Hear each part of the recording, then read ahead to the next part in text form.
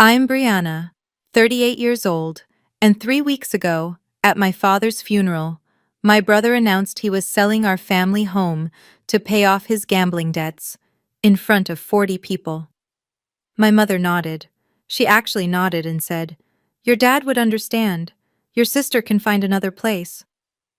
I stood there, surrounded by relatives who wouldn't meet my eyes, feeling like I'd been slapped in the middle of a crowded room. But here's the thing they didn't know. There was something the lawyer was about to reveal. Something my father had kept hidden for 15 years. Before I continue, if you find this story worth hearing, please take a moment to like and subscribe, but only if you genuinely want to know what happened next. And tell me in the comments, where are you listening from right now? What time is it where you are? Now let me take you back 3 weeks, to the night I got the call at 2 in the morning. My phone lit up my tiny studio apartment in Center City, Philadelphia, the one with the IKEA bookshelf, the potted snake plant I'd kept alive for 6 years, and stacks of accounting textbooks I still couldn't bring myself to throw away. Mom's name flashed on the screen. "Your father collapsed. He's at Jefferson Memorial. Come now." I drove 45 minutes through empty highways in my 2015 Camry, the one with 120,000 miles and a check engine light I'd been ignoring for months. When I pulled into the hospital parking lot, I spotted Marcus's black Mercedes gleaming under the fluorescent lights. He'd beaten me there. Of course he had. But it didn't matter. By the time I reached the ICU, Dad was already gone. The last time I'd spoken to him was 3 months earlier. A phone call that lasted maybe 90 seconds. He'd asked, "Are you doing okay?" And I'd said yes, and then we sat in silence until one of us made an excuse to hang up. I didn't know that would be the last time I'd hear his voice. I was used to being the one who arrived last. But this time, I wished I had arrived sooner. To understand what happened at that funeral, you need to understand my family. 20 years ago, I was 18, sitting at our dining room table with college acceptance letters spread out in front of me. Penn State, Temple, Drexel. I'd worked my entire high school career for those letters, and I needed my parents to help me figure out how to pay for it. My mother picked up the Temple letter, glanced at it, and set it down like it was junk mail. "Why would we spend that kind of money on you?" she said. "You're a girl. You'll get married, have children. Your husband will provide. That's how it works." I looked at my father. He was staring at his coffee cup, jaw tight, saying nothing. That same year, Marcus, 3 years older than me and already a sophomore at Villanova, got everything handed to him. Not scholarships, just checks from our parents. They'd bought him a Honda Accord for his commute. They'd rented him an apartment near campus so he wouldn't have to deal with dorm life. I got a list of jobs that hired 18-year-olds. So I figured it out myself. I applied for every scholarship I could find, landed enough to cover 70% of tuition at Temple, and worked 2 part-time jobs, weekday evenings at a call center, weekends at a coffee shop, to cover the rest. 4 years of sleeping 5 hours a night, of eating ramen because groceries were a luxury, of watching my classmates go to parties while I picked up extra shifts. I graduated with a 3.8 GPA and a CPA license that now hangs in my tiny apartment. I earned every letter of it. That's also why I stopped talking to my family for 2 years after graduation. I couldn't look at them without feeling the weight of everything they'd denied me. "Sons are the pillars of the family," my mother used to say. "Daughters are just guests passing through." I heard that phrase so many times, I started to believe it. The morning after Dad died, I drove back to the house I grew up in for the first time in 3 years. It was a colonial-style 4-bedroom in the suburbs of Philadelphia, built in 1985, with a wraparound porch and a backyard where I used to catch fireflies. The neighborhood was the kind where people put American flags on their mailboxes and knew each other's names. Upper middle class, respectable, the perfect backdrop for a family that looked perfect from the outside. Marcus was waiting at the front door when I pulled up. He hugged me, quick, one-armed, the way you hug someone you're obligated to acknowledge but don't particularly want to touch. "Long time, sis," he said. "You look tired." I didn't respond. I was too busy noticing the Louis Vuitton duffel bag in the hallway, the golf clubs leaning against the wall, the Gucci loafers lined up by the stairs. Marcus had been unemployed for 8 months. I knew because Mom had mentioned it during one of her rare guilt-trip phone calls. "Where's Mom?" I asked. "On the phone with the funeral home. She's got everything under control." I carried my overnight bag upstairs to my old room, or what used to be my room. The walls were still the same pale blue I'd painted them when I was 15, but everything else was different. My bed was gone, replaced by Marcus's overflow. More designer luggage, shoe boxes, a flat-screen TV still in its packaging. My childhood bedroom had become my brother's storage unit. I stood in the doorway looking at the pile of expensive things that belonged to a man who supposedly had no money, and I felt something cold settle in my chest. I didn't ask why my room had become his closet. Some questions answer themselves. The funeral was scheduled for 5 days later, per Dad's wishes. Simple, at Peterson and Sons, the local funeral home he'd driven past every day on his way to work. I handled the logistics. I called the funeral director, wrote the obituary, contacted relatives I hadn't spoken to in years. I organized flowers, confirmed catering, and made sure the programs were printed with the right photo. The one of Dad from 10 years ago, before he started looking tired all the time. Marcus handled the sympathy. Whenever a neighbor stopped by with a casserole, he appeared in the doorway with his practiced grief, accepting condolences like a politician working a crowd. "Thank you so much for thinking of us," he'd say, hand on their shoulder, voice thick with emotion. Dad would have appreciated it, but behind closed doors things were different. I noticed it on the 3rd day. Mom and Marcus kept having hushed conversations in the living room, conversations that stopped abruptly whenever I walked in. I'd catch fragments. After the funeral, and real estate, and handle it quickly. On the 4th night, I was passing the kitchen when I heard Marcus on his phone. I know," he was saying, his voice tight with something that sounded like fear. "I'll have it soon, after this week. Just give me until—" He saw me and hung up immediately. "Who was that?" I asked. "Nobody. Work stuff." He hadn't worked in 8 months. I didn't push it, but I filed it away in my mind, another piece of a puzzle I didn't yet understand. That night, I lay in the guest room staring at the ceiling, wondering what my brother was so desperate to pay for, and why his fear seemed bigger than his grief. The night before the funeral, I couldn't sleep. So I did what I always do when I can't settle my mind. I organized. Dad had a small office in the basement, a cluttered room with a wooden desk and filing cabinets from the 1990s. No one had touched it since he got sick. I figured I could at least start sorting through things, make myself useful in a way that wouldn't require me to talk to anyone. The first filing cabinet was full of tax returns and utility bills going back decades. The second held old photographs, report cards, mine and Marcus's, and a folder labeled Important Documents. Inside, I found my birth certificate, a few photos of me as a baby, and a single sheet of paper with a logo I didn't recognize. Farwell Family Holdings LLC, dated 2009. I stared at it.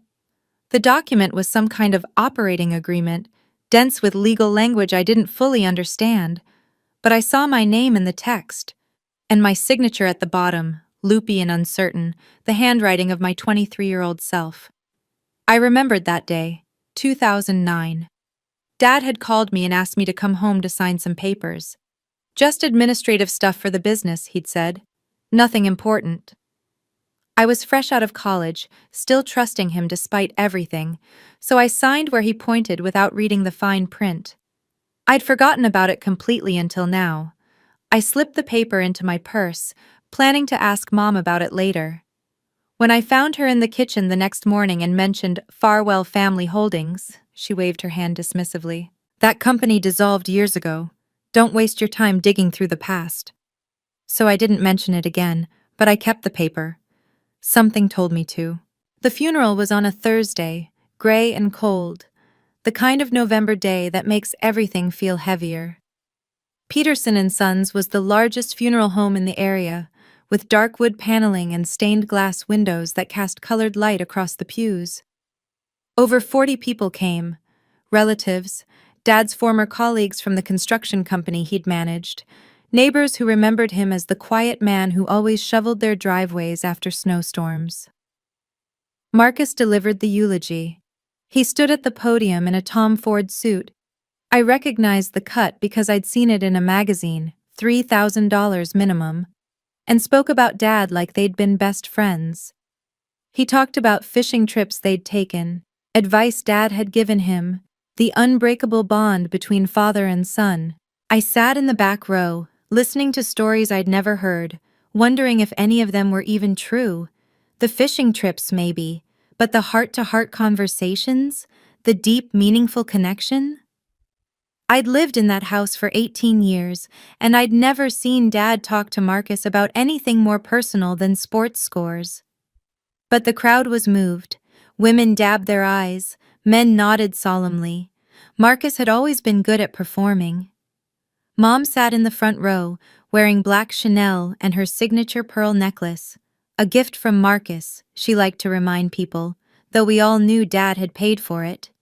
She accepted condolences with practiced dignity, the grieving widow who had everything under control. No one came to check on me. No one asked how I was holding up. I was just background noise, the daughter who'd been away too long to matter. I didn't know the eulogy was just the opening act. The real performance was coming next.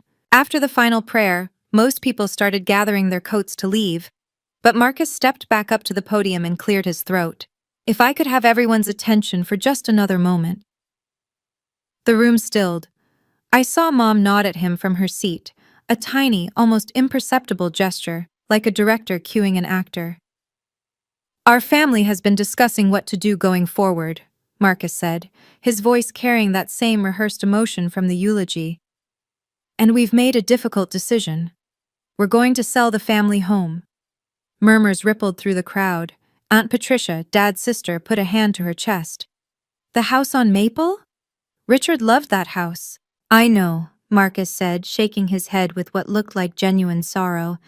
But it's time for a fresh start. Mom doesn't want to be there alone, surrounded by memories. And frankly, the upkeep is too much for her to handle by herself. He paused, letting that sink in, then added, We've already discussed it as a family. Mom, me, and Brianna. We're all in agreement. My stomach dropped. I hadn't agreed to anything. I hadn't even been asked. I started to stand, to say something, but Mom turned around and looked at me. Her eyes were sharp, warning. Don't you dare make a scene. The house will be listed next month, Marcus continued. We just wanted everyone to know, so there are no surprises. After the announcement, people approached Mom with sympathy. Such a hard decision. Richard would understand. You have to do what's best for the family. No one asked me what I thought. I stood frozen in the back of the room, watching my childhood home get sold off at my father's funeral, and I didn't say a word. But Marcus wasn't finished. He looked toward Mom, and she rose from her seat like they'd rehearsed this too. I want to add something, she said, smoothing her black dress as she walked to the front. I know some of you might be wondering about Brianna's situation. My face went hot. 40 pairs of eyes turned toward me. Brianna is a strong, independent young woman, Mom continued, her tone the same one she used when explaining why we couldn't afford something she didn't want to buy. She has a good job, her own apartment. She moved away years ago and built her own life. Richard would be proud of that. She paused, tilting her head with a sad smile. She doesn't need the house, not the way Marcus does. He's had some setbacks. He needs family support right now. I'm sure you all understand. Someone in the crowd, I think it was Aunt Dorothy, whispered, Well, she did abandon them for years. Your dad would understand, Mom said, looking directly at me now. Your sister can find another place. I felt the words land like a physical blow. She'd just told our entire extended family that I didn't deserve anything, that I was an afterthought, that whatever happened to my childhood home was none of my concern. A distant cousin named Barbara leaned toward me. You know your mother's right, honey. You've done so well for yourself. Marcus needs the help more than you do. I wanted to scream. I wanted to tell them about the scholarships I'd had to fight for, the jobs I'd worked, the years I'd spent building something from nothing, while Marcus drained every resource our parents had. But I didn't. I just stood there, feeling smaller than I had in years, and said nothing. After the service, I drifted outside while everyone else stayed to mingle. The November air was bitter, but I needed it. I needed to breathe something that didn't feel like betrayal. Through the window, I watched Marcus shake hands with a man in a tailored gray suit. They exchanged business cards. The man handed Marcus a folder with the logo of a real estate agency on the front. He'd brought a realtor to the funeral.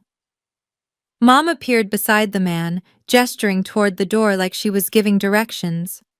A minute later, I saw them all get into separate cars and drive away, toward the house, I realized.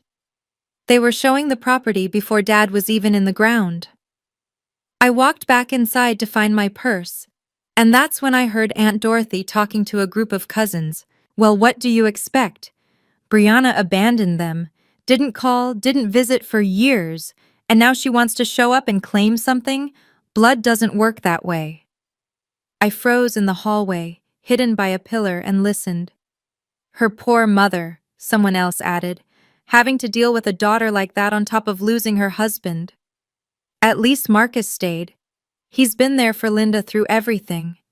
I thought about all the times I'd called and been told Mom was busy, all the holidays I'd offered to come home, only to be told, we're keeping it small this year, all the ways I'd tried to rebuild bridges they kept burning. On my way out, I noticed something new on the front lawn of the funeral home, a real estate sign with a coming soon banner. They'd planned this for a while, and no one had thought to tell me. I took a photo of the sign. Evidence, I told myself, though I didn't know yet what for. That night, I tried to talk to them. The house was quiet. Most of the relatives had gone back to their hotels or their own homes, leaving just the three of us in the living room, Mom in Dad's leather armchair, Marcus sprawled on the couch, me standing in the doorway like a visitor in my own childhood home. I need to ask you something, I said, about selling the house. Mom looked up from her phone. What about it? You said we all agreed. We didn't. No one asked me anything. Marcus laughed, a short, dismissive sound. Come on, Bree. You haven't been part of this family in years. What do you care what happens to it?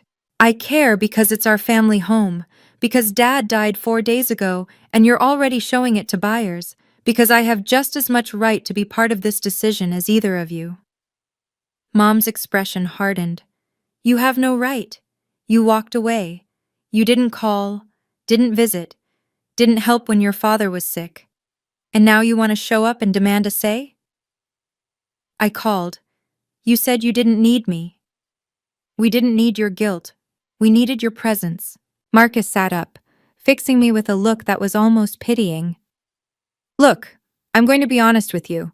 I need the money from this house. I've got investment debts. A lot of them. And if you make a scene about this, I'll tell everyone exactly what kind of daughter you've been. How you cut Dad off for 2 years. How you broke his heart. My throat tightened. That was my deepest shame. The years I'd refused to speak to Dad, and Marcus had just weaponized it. I'm trying to help the family, he said. You're trying to tear it apart. I left the room without another word, but I didn't leave the house. Not yet. I know what you're probably thinking right now. Why didn't I fight back? Why didn't I call a lawyer right then and there? But here's the thing you have to understand. This was my family, my mother, my brother, the people I'd spent my entire childhood trying to earn love from. Walking away from them had already broken something inside me once. I wasn't ready to do it again. If you've ever been in a situation like this, where standing up for yourself meant losing everyone you'd ever known, drop a comment below. Tell me I'm not alone. And if you want to know what happened next, stay with me. 3 days after the funeral, Mom called another family gathering, this time at the house. To discuss the estate, she said. So everyone's on the same page. 15 people crowded into the dining room. Aunt Dorothy, Uncle Frank, my grandmother on Mom's side, various cousins I barely recognized. The room felt smaller than I remembered, stuffed with bodies and opinions and the weight of decisions being made without me. Mom stood at the head of the table, a stack of papers in front of her. Marcus sat to her right, arms crossed, looking at me like I was a problem to be managed. "Here's the situation," Mom began. "Richard didn't leave a complicated estate. The house is the primary asset, worth around $800,000. My plan is to sell it, pay off outstanding debts, and use the remainder to support myself in my retirement." "What about Brianna?" Grandma asked. She was the only one who looked at me with something other than judgment. "Brianna has her own career," Mom said smoothly. "She doesn't need support. She moved out years ago, built her own life. I'm proud of her for that." "But she's still your daughter," Grandma pressed. "Richard's daughter." Aunt Dorothy, Mom's sister, jumped in. "With all due respect, Mother, Brianna hasn't exactly been present. She cut ties with this family. You can't walk away and then come back with your hand out." "I'm not asking for anything," I said. "I'm asking to be included in decisions about my own family's property." "You are included," Marcus said with a thin smile. "You're sitting right here, aren't you?" The room rippled with uncomfortable laughter. I felt my face flush. No one defended me. Not one person at that table spoke up to say I deserved a voice. Grandma caught my eye and looked away, her lips pressed tight. The real purpose of the meeting became clear an hour later. Marcus slid a document across the table toward me. The header read, "Disclaimer of interest in estate property." "What is this?" I asked. "It's simple," Mom said. "You sign this and you formally release any claim to the house or the proceeds from its sale. It protects everyone, keeps things clean." I stared at the paper. "You want me to give up my inheritance?" "You're not giving up anything," Marcus said. "Dad didn't leave you anything in his will. This just makes it official, so we can move forward without complications." "How do you know what Dad left me?" Marcus exchanged a glance with Mom. "We had the will reviewed by a lawyer. The house goes to Mom. That's it. This is just paperwork. If I already have no claim, why do you need me to sign?" His jaw tightened. "Because we want this done quickly. The buyer's ready. We don't need some estranged daughter showing up 6 months from now claiming she deserves a cut." "And if I don't sign?" Mom leaned forward. "Then I'll tell everyone in this room, and everyone who wasn't here, exactly what kind of daughter you've been. How you abandoned your father for 2 years when he needed you most. How you broke his heart." The same threat Marcus had made. They'd clearly coordinated. "Sign the paper, Brianna," Uncle Frank said. "Don't make this harder than it has to be." Everyone was staring at me, waiting. I picked up the pen, Dad's Mont Blanc, I realized, the one he'd gotten for his 20-year work anniversary, and held it over the line. Then I set it down. "I need time to think," I said. Marcus's smile disappeared. "You have 24 hours. I drove back to my apartment that night feeling like I'd already lost. The studio felt emptier than usual. I sat on my second-hand couch in the dark, streetlights casting long shadows through the window, and ran through my options. I could sign the paper, give up whatever claim I might have, walk away, let them have the house. It would be easier. No more family meetings, no more accusations, no more being made to feel like I didn't belong. But something in me refused. Maybe it was pride. Maybe it was the memory of all those nights I'd worked double shifts to pay for a degree my parents refused to fund. Maybe it was the way Mom had announced to 40 people that I didn't matter. Or maybe it was the paper in my purse, the one with the logo I didn't recognize, Farwell Family Holdings LLC. I pulled it out and looked at it again in the dim light. My signature was there at the bottom, loopy and young, from 15 years ago. Dad had asked me to sign it, and I had without question, because I trusted him. What had I signed? I thought about calling a lawyer, but it was almost midnight, and I didn't even know where to start. Then I remembered. Dad's funeral program had listed a name, Gerald Whitmore, estate attorney, Henderson Family Council for 20 years. I found the number in Dad's old address book, which I'd taken from his office along with a few other things. Tomorrow, I decided. Tomorrow I would call this Gerald Whitmore and ask him what Farwell Family Holdings meant. If I was going to lose, at least I wanted to know the truth first. Gerald Whitmore's office was on the 4th floor of a brick building in downtown Philadelphia, the kind of place with brass nameplates and Persian rugs and the faint smell of old paper.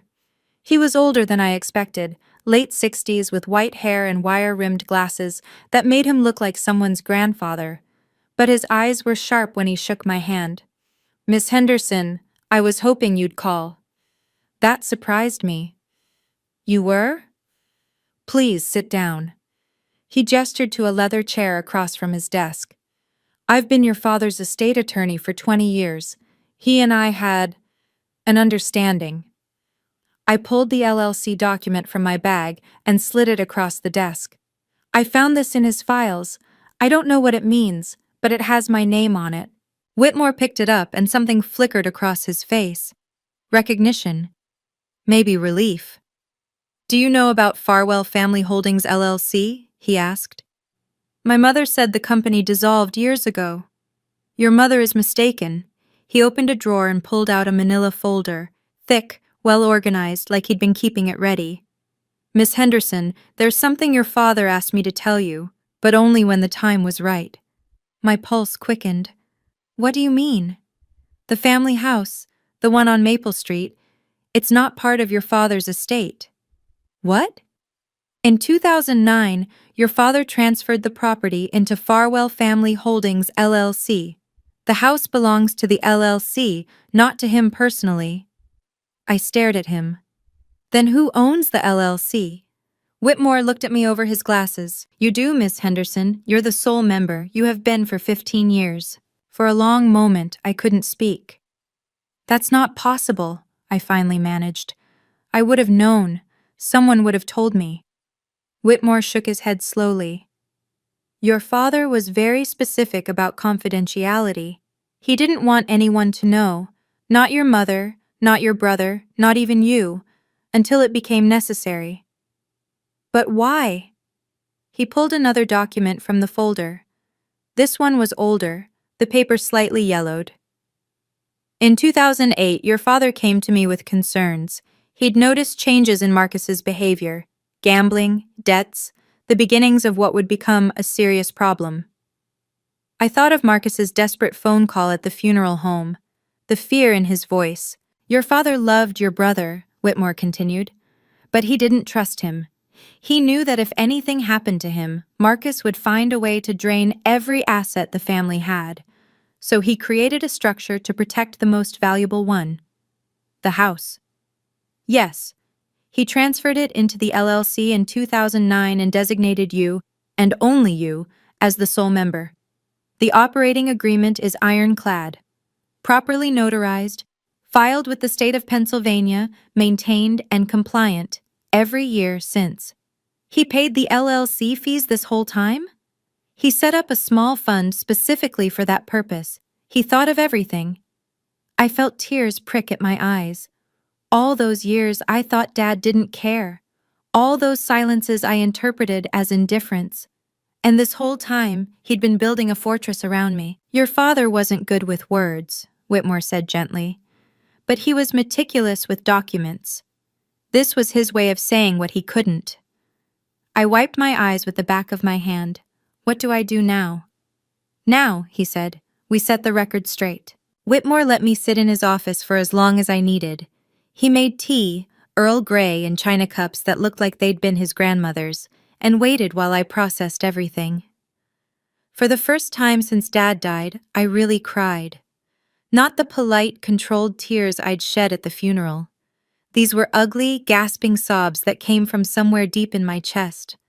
Grief and relief and confusion all tangled together. Dad had seen me. All along, he'd seen me. I thought about every time he'd sat silent while Mom dismissed me. Every holiday where Marcus was celebrated and I was tolerated. I'd interpreted his silence as agreement, as proof that he thought I mattered less too. But that wasn't it at all. He just hadn't known how to fight for me out loud. So he'd fought for me on paper. Whitmore handed me a sealed envelope. My name was written on the front in Dad's handwriting. Shaky, the letters uneven, like his hands had been unsteady when he wrote it. He gave me this 3 months ago, Whitmore said. Asked me to hold it until you needed it. I didn't open it there. I wasn't ready. But I ran my thumb over the letters of my name and felt something shift inside me. There's going to be a formal will reading, Whitmore said. I'll arrange it for Friday. I'll invite everyone who was at that family meeting. They'll fight this, I said. They'll say I manipulated Dad or that the documents are fake. Let them say whatever they want. He pulled out another folder, this one full of receipts, notarized signatures, filing confirmations. I've been preparing for this moment for 15 years. The paper trail is impeccable. For the first time in weeks, I felt something like hope. How do you want to handle this? Whitmore asked. I'd stopped crying by then. The tea had gone cold, but my mind was sharper than it had been in days. I could tell them privately, I said. Pull Mom and Marcus aside, explain the situation, avoid a public scene. You could, Whitmore agreed. That would certainly be the more diplomatic approach. But they didn't give me that courtesy. I thought about the funeral announcement, the family meeting, the way they'd tried to humiliate me into submission in front of everyone I'd grown up with. They chose to do this publicly, to make me look like the ungrateful daughter in front of 40 people. So you'd like to set the record straight in the same venue? I'd like the truth to come out the same way the lies did. Whitmore nodded slowly. I'll schedule the formal will reading for Friday at 10 a.m. I'll invite everyone who was at that meeting. Your mother, brother, aunts, uncles, grandmother. They'll expect it to be a routine procedure. Will you need anything from me? Just be there. Bring the original document you found. I'll handle the rest. He paused, then added, There's someone else who might be helpful. Patricia Callahan. She was your father's accountant for years. She witnessed the original LLC formation. If your family challenges the legitimacy of the documents, she can corroborate everything. She's willing to do that? She's been waiting to do that. She always liked you, Miss Henderson, and she knew your father's true intentions. I left Whitmore's office with something I hadn't felt in a long time. Certainty. I wasn't going to fight this battle by screaming or crying or begging them to see me. I was going to let the paperwork speak for itself. Patricia Callahan lived in a modest townhouse in Conshohocken, the kind of place with window boxes full of mums and a welcome mat that actually meant it. She was in her late 50s with silver-streaked hair and the kind of face that made you want to tell her your problems. I wondered when you'd come, she said, ushering me into her living room. Gerald called ahead. Tea? Please? She poured from a ceramic pot while I sat on her floral couch, trying to figure out how to start. But Patricia did it for me. Your father talked about you constantly, she said. Did you know that? No. He did. Every time you accomplished something, passed your CPA exam, got a promotion, he'd find a way to mention it. My daughter's doing well, he'd say. She's made something of herself. My throat tightened. Then why didn't he ever tell me? Because Richard Henderson was the most emotionally constipated man I've ever met. She said it with affection, not cruelty. He grew up in a house where feelings were weaknesses. He didn't know how to say, I love you, so he showed it in the only language he understood, spreadsheets and legal documents. The LLC. I was there when he set it up. I witnessed the signatures, helped him file the paperwork. He made me promise not to tell anyone, not even you, unless something went wrong. And now something's gone wrong. Your mother and brother are about to sell a house that doesn't belong to them. I'd say that qualifies. She set down her teacup and looked at me directly. Your father wasn't perfect, Brianna, but in the end, he chose you. Don't let them take that away. I nodded. I wouldn't. The night before the will reading, Marcus called. 24 hours is up, he said. Have you made your decision? I was sitting on my bed, Dad's letter still unopened on my nightstand. I'll be at the reading tomorrow. Good. I could hear the smile in his voice. Bring a pen. We'll get this wrapped up and everyone can move on. I'll see you there, Marcus. After he hung up, Mom called. Her tone was different, softer, almost pleading. Brianna, I know things have been difficult between us, but I need you to understand. This isn't about pushing you out. It's about survival. Marcus has gotten himself into trouble, and if we don't help him, people will get hurt. What kind of trouble? She hesitated. He owes money to dangerous people, a lot of money, over 300,000, maybe closer to 350. I've already given him everything I had saved. The house was supposed to be the last resort. So that was the real number. $340,000 in gambling debts. My brother had hollowed himself out chasing wins that never came. I'm sorry Marcus is struggling, I said, but selling Dad's house, my house, isn't going to fix him. It's just going to enable him to keep going. You don't understand. I understand perfectly. I'll see you tomorrow, Mom. I hung up and finally opened Dad's letter. His handwriting was shaky, the words uneven, but the message was clear. Brianna, I know your mother and brother haven't treated you fairly. I'm sorry I never had the courage to say so out loud. I wasn't a good father, but I tried to leave you something they couldn't take away. You're the only one I trust with what matters. Dad. I folded the letter carefully and slipped it into my blazer pocket. Tomorrow, I wouldn't need to say much.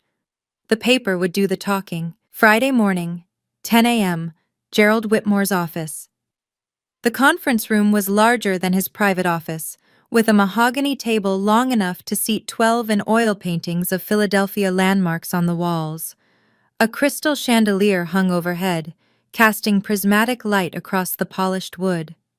I arrived at 9:45 and found Whitmore already setting up, folders arranged at his seat, a glass of water at each place, the overhead projector ready in case he needed to display documents. Are you ready? He asked. As I'll ever be. The family started arriving at 9:55. Mom came first, wearing black again, this time a designer dress I didn't recognize, with the pearl necklace gleaming at her throat. She barely glanced at me before taking a seat at the opposite end of the table. Marcus strolled in 15 minutes late, because of course he did. He was wearing the Tom Ford suit again, freshly pressed, as if this were a business meeting where he expected to close a deal. He clapped Whitmore on the shoulder like they were old friends. Thanks for putting this together, Jerry. Let's make it quick, yeah? Uncle Frank, Aunt Dorothy, Grandma, and a handful of cousins filed in after him, the same cast of characters from the family meeting, here to witness what they assumed would be my final defeat. Marcus caught my eye across the table and winked. Actually winked like we were sharing a joke.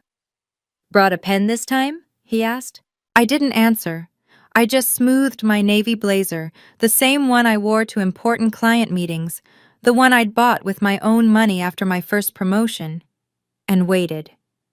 Whitmore closed the door and took his place at the head of the table. Shall we begin? I have to pause here for a second, because this is the moment I'd been waiting for my entire life. Not for revenge. I want to be clear about that. I wasn't sitting in that conference room dreaming about making my family suffer. I was waiting to be seen, to be acknowledged, to finally, after 32 years, have someone stand up and say that I mattered. If you've ever felt invisible in your own family, like no matter what you accomplished, it was never enough, then you know exactly how I felt in that chair. Like and comment if you're still with me. And stay close. What happened next changed everything. Whitmore began with the standard formalities, confirming everyone's identity, explaining the purpose of the reading, outlining the basic structure of Dad's estate. Richard Henderson's will is straightforward, he said, turning pages in his folder. Personal effects are to be distributed among family members at Mrs. Henderson's discretion. His vehicle, a 2018 Honda Accord, goes to Marcus. His savings accounts, totaling approximately $47,000, go to his wife, Linda. Mom nodded, looking satisfied. Marcus leaned back in his chair with the air of someone watching a horse he'd bet on pull ahead. And the house? Aunt Dorothy prompted. The Maple Street property? Whitmore paused. He removed his glasses, cleaned them on his tie, and put them back on, a gesture I would later realize was entirely deliberate. Regarding the house, he said slowly, there's an issue. The room went quiet. Marcus sat up straighter. What kind of issue? Mom asked. The property on Maple Street is not part of Mr. Henderson's personal estate. That's ridiculous, Marcus said. He owned that house for 30 years. He lived in that house for 30 years, Whitmore corrected. But the ownership transferred in 2009. The property is held by a limited liability company called Farwell Family Holdings, LLC. I watched the blood drain from my mother's face. Marcus looked confused, like someone had started speaking a language he didn't understand.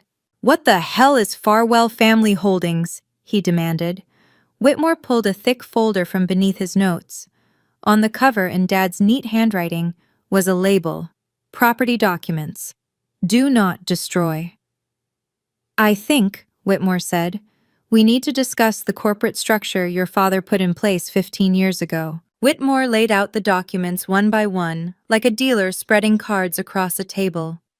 In 2009, Richard Henderson transferred the Maple Street property into a limited liability company. The LLC was properly formed, the transfer was legally recorded with the county, and all taxes and fees have been paid every year since. So the company owns the house, Marcus said. Fine. Who owns the company? The operating agreement specifies a single member, one person with complete control over the LLC and all its assets. Whitmore looked at me. Every head in the room turned to follow his gaze. That person is Brianna Henderson. The silence lasted exactly 3 seconds. Then Marcus exploded out of his chair. That's bullshit!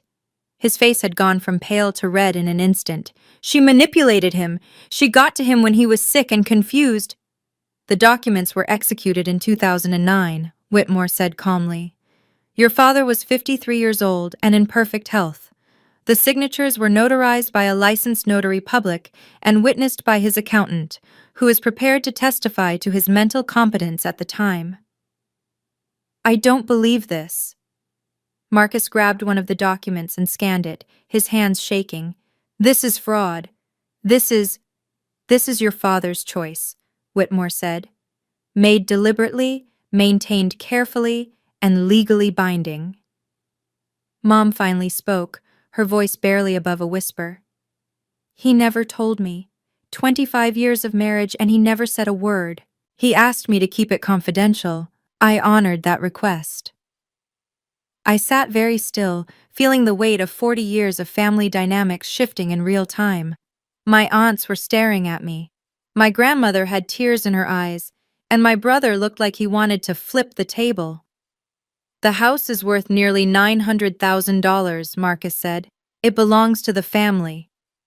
It belongs to the LLC, Whitmore replied, and the LLC belongs to your sister.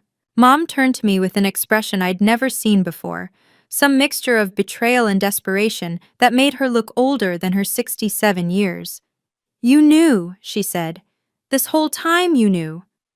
I found out 3 days ago, I said, after you announced at Dad's funeral that I could find another place. Don't you dare, Marcus started. Let her finish, Grandma said sharply. Everyone fell silent. I took a breath. I found a document in Dad's office and didn't know what it meant. I called Mr. Whitmore to ask. He told me the truth, a truth that neither of you ever bothered to share, because you'd already decided I didn't deserve to be part of this family's decisions. Mom's composure cracked. We need that money, Brianna. Marcus is in trouble, real trouble. He owes people who don't negotiate. How much? Uncle Frank asked, frowning. Marcus said nothing, so I did. $340,000. Gambling debts. The room erupted. Aunt Dorothy's hand flew to her chest. One of my cousins muttered, Jesus Christ. Uncle Frank stared at Marcus like he'd never seen him before. That's not accurate, Marcus stammered. It's investments, not... I've been covering for him for years, Mom said, her voice breaking. I've given him everything I had. The house was supposed to be the last resort. She looked at me with red-rimmed eyes. Your father's only been gone 2 weeks, and you're going to take our home? I'm not taking anything, I said. I'm claiming what Dad left me. The same way you've been claiming everything he left you. The only difference is, he made sure this one couldn't be taken away. The pearl necklace around her throat caught the light as she bowed her head. For the first time in my life, I had said something she couldn't argue with. I stood up. Everyone's attention snapped to me, some hostile, some curious, some carefully neutral. I could feel my heart pounding, but I kept my voice steady. I'm not here to gloat, I said. And I'm not here to punish anyone. I'm here because Dad wanted me to have this. He made that choice when I was 23 years old, and he kept it secret for 15 years. That tells me something about what he believed. It tells me he was manipulated, Marcus spat. It tells me he saw what was coming. I looked directly at my brother. He knew you'd burn through everything he built if given the chance. And he was right. Marcus lunged forward, and for a moment I thought he might actually hit me. But Uncle Frank grabbed his arm. Sit down, Uncle Frank said. You've done enough damage. I turned to my mother. You can stay in the house. I'm not going to put you on the street, but it will be under a formal lease. $1 a month, renewable yearly, at my discretion. $1 a month? She repeated. And Marcus doesn't live there. That's non-negotiable. You can't. I can. The house belongs to my LLC. I decide who lives in it. The room was dead silent. I could see the calculations happening behind everyone's eyes, the power shifting, the old assumptions crumbling. Marcus needs help, I said softer now. Real help, not money to throw at bookmakers. If he wants to get treatment for his addiction, I'll support that, but I won't be part of enabling him to destroy himself. I picked up my bag and looked around the table one last time. I didn't ask for this, but I'm not going to apologize for accepting what my father chose to give me. Then I walked out. I made it halfway down the hallway before I heard footsteps behind me. Brianna, wait. I turned. It was Grandma, my mother's mother, moving faster than I'd seen her move in years, her cane clicking against the marble floor. Grandma, I'm sorry. I know that was... Don't apologize. She reached me and took my hand in both of hers. Her grip was stronger than I expected. I need to tell you something. We stepped into an alcove near the elevator, out of sight from the conference room. I knew, she said. What? About the LLC. Richard told me before he died.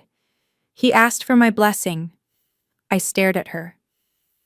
You knew this whole time? He came to me 3 months ago, right after his diagnosis, said he didn't have much time left and needed to know he'd done the right thing. Her eyes glistened. He asked me, do you think I should protect Brianna? And I told him yes, because your mother wasn't going to. I felt tears threatening again.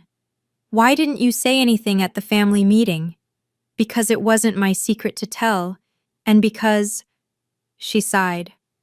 I wanted to see if your mother would come to her senses on her own, give her a chance to do the right thing. She didn't.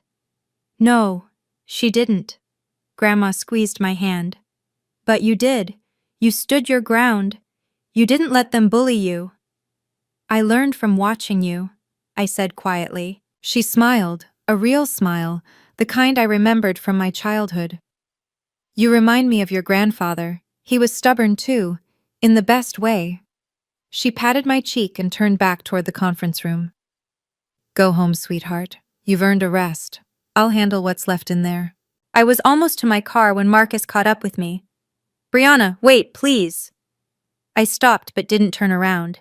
I could hear his breathing, ragged, uneven, like he'd been running. I know you're angry, he said. You have every right to be, but you don't understand what's happening. Then explain it. He moved around to face me, and for the first time, I saw past the expensive suit and the practiced confidence. My brother looked broken. Dark circles under his eyes, hands trembling, the desperation of a man who had run out of options. The people I owe money to, he said. They're not patient. They've been sending people to follow me, leaving notes on my car. Last week someone slashed my tires. Marcus! I'm scared, Bree. His voice cracked. I got in over my head, and I kept thinking I could win it back, just one more bet, one more game, and then it would all be fine. But it never was. And now I'm so deep I can't see a way out. I looked at my brother, really looked at him. The man who had been handed everything I'd had to fight for, who had squandered every advantage and still expected someone else to clean up his mess. And underneath all that, I saw the kid who used to play catch with me in the backyard. The teenager who walked me to school when I was scared of the older kids, before everything went wrong. You need rehab, I said, not money. I know. 90 days, minimum. A real program, not some weekend retreat. He nodded, not meeting my eyes. If you do that, I said, really commit to getting help, then we can talk about what comes next, but not before. And if I don't? Then you're on your own. Mom was waiting by my car. She must have slipped out a side entrance while I was talking to Marcus. Her makeup was streaked, the careful facade completely dissolved. She looked smaller somehow, like grief and shock had compressed her. Did he leave anything for me? She asked quietly. Richard, in that folder of his. Any message, any explanation? I thought about lying, telling her that Dad had written her a beautiful letter full of reconciliation and forgiveness, but she didn't deserve a lie. She deserved the truth. No, I said. He didn't mention you at all. She flinched like I'd struck her. 35 years, she whispered. I gave him 35 years of my life, and he left everything to— He left the house to me, I said. Not because he loved me more, because he knew you and Marcus would burn through it, and he was right. I was doing what I thought was best for the family. You were doing what was best for Marcus. There's a difference. She started to argue, then stopped. Something shifted in her expression, not acceptance exactly, but the beginning of recognition. I raised him the way I was raised, she said. Sons are investments, daughters are temporary. That's what my mother taught me. Grandma seems to have changed her mind, a bitter laugh. She always liked you better. Maybe she just saw me more clearly. Mom reached up and unclasped her pearl necklace, the one she'd worn every day for as long as I could remember, and held it in her palm for a moment. I don't know how to fix this, she said. Neither do I admitted. But maybe that's where we start. She didn't respond. She just walked away, still holding the pearls, leaving me alone in the parking lot with the weight of everything that had just changed. The will reading broke up slowly after I left. I heard the details later, from Grandma and from Whitmore. Aunt Dorothy had tried to argue that the LLC was somehow fraudulent, but Whitmore shut her down with documentation that went back 15 years. Notarized signatures, state filings, annual reports. Every I dotted, every T crossed. Uncle Frank had taken Marcus aside and told him he was a disappointment. Harsh, maybe, but Marcus just nodded. He was too hollowed out to fight anymore. Patricia Callahan called me that evening. You did beautifully, she said. Your father would have been so proud. I just told the truth. Sometimes that's the hardest thing to do. She told me she'd watched the family leave one by one. Some of them stopped to shake Whitmore's hand and mutter apologies for their earlier assumptions. A few cousins had apparently texted me, though I hadn't checked my phone yet.